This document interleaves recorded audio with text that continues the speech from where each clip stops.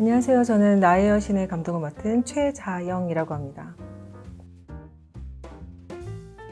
나의 여신은 무속학자인 선호와 제주도 신방인 해리와의 사랑과 이별을 다룬 이야기입니다.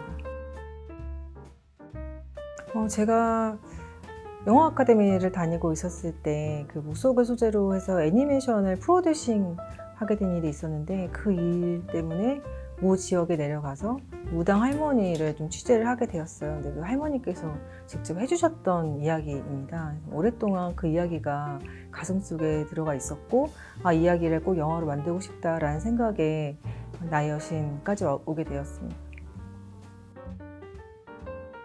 이 시대에 과연 영화가 어떤 기능을 할 수 있는 것인가 라는 생각을 했었을 때, 이 영화가 굿처럼 작동했으면 좋겠다라는 생각을 했고, 그래서 굿으로 작동을 하려면 가장 중요한 요소가 음악이라고 생각을 했어요.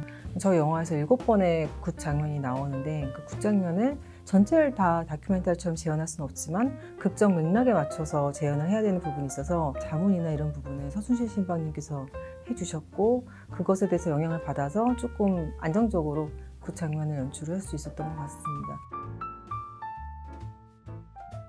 많은 지역의 굿을 봤지만 육지굿 같은 경우에 굉장히 화려하기도 하고, 무당의 어떤 연행이라든가 이런 것도 굉장히 강렬하고, 무복도 되게 화려하고, 재물도 굉장히 높게 쌓아놓는 편이고.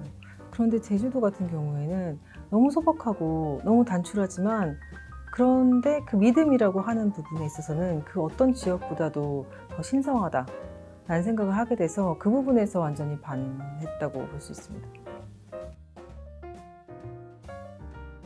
제주도 같은 경우에는 여신의 섬이라고 불리죠. 그러니까 설문대 할망신부터 시작해 자청비 여신까지 수많은 여신들이 제주도에 있고, 그리고 그러한 여신들에 대한 믿음이 제주도민들 사이에서 굉장히 굳건한데요. 여신들의 내력을 풀어내는 분풀이라고 하는 무속 서사시 같은 경우에는 인간이었던 사람들이 이제 많은 시련과 고통을 겪으면서 여신으로 자정이 되는, 신이 되는 그런 과정을 보여줄 수가 있었는데, 해리 같은 경우도 선호를 만나서 사랑과 아픔을 겪으면서 하나의 여신으로 자정해가는 과정을 그려보고 싶다라는 생각 때문에 나의 여신이라는 제목을 정하게 되었습니다.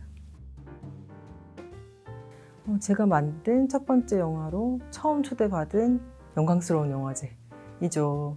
왜냐면은 저는 이 영화를 하나의 굿처럼 작동했으면 좋겠다라는 말씀을 자주 드렸는데, 굿처럼 작동하기 위해서 가장 필요한 것은 관객이 있거든요. 그 굿판에 관객이 없으면 굿이 완성이 되지 않잖아요. 근데 여기서 관객분들을 만나고 마침내 하나의 굿으로 완성된 느낌이 듭니다. 그래서 너무 감사한 영화제라고 생각합니다.